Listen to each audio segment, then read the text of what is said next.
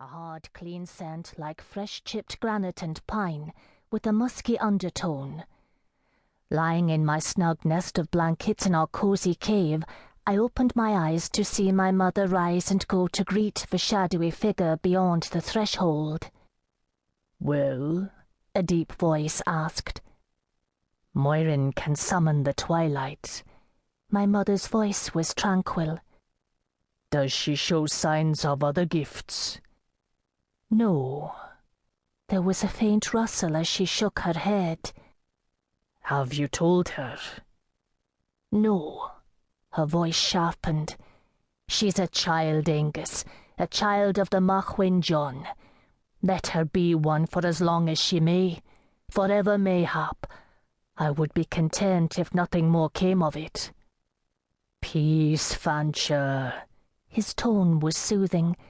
"It is just that there are those of us who wonder if she had not some greater purpose, calling you to a stranger." And then his tone changed, teasing. "Or so you claim. Mayhap it was his milky white skin and green eyes that drew you." "Hush," my mother said, but she was laughing. "Come into the night with me." His voice dropped another octave. "I am here, and you have been too long without the company of men." "Hush," she said again, but it was different this time, amused but different. Something stirred beneath her voice, a current of something dark and rich and heady. It called to something inside of me, something I didn't know how to name. She glanced over her shoulder at me. I closed my eyes in faint sleep. She went with him. I was alone. I wasn't scared. My mother had left me alone before, and I knew better than to mule for her return. But I felt strange. There was a fluttering deep in my belly, like a dove's wings beating.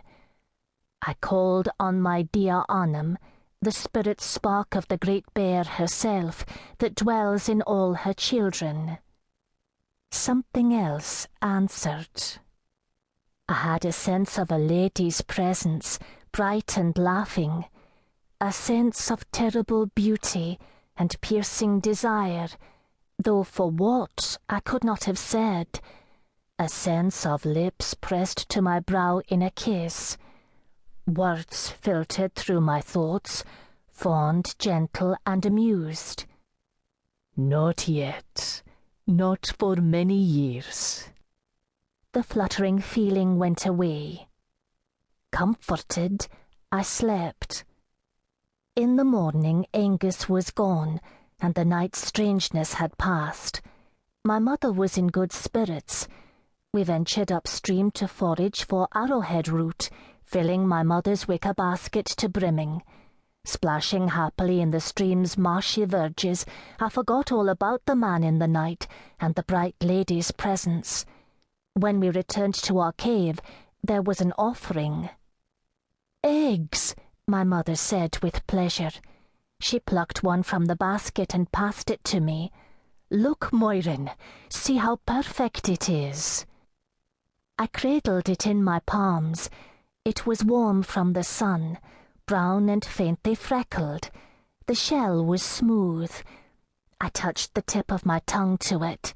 It tasted chalky and a little acrid. "From Lord Tiernan?"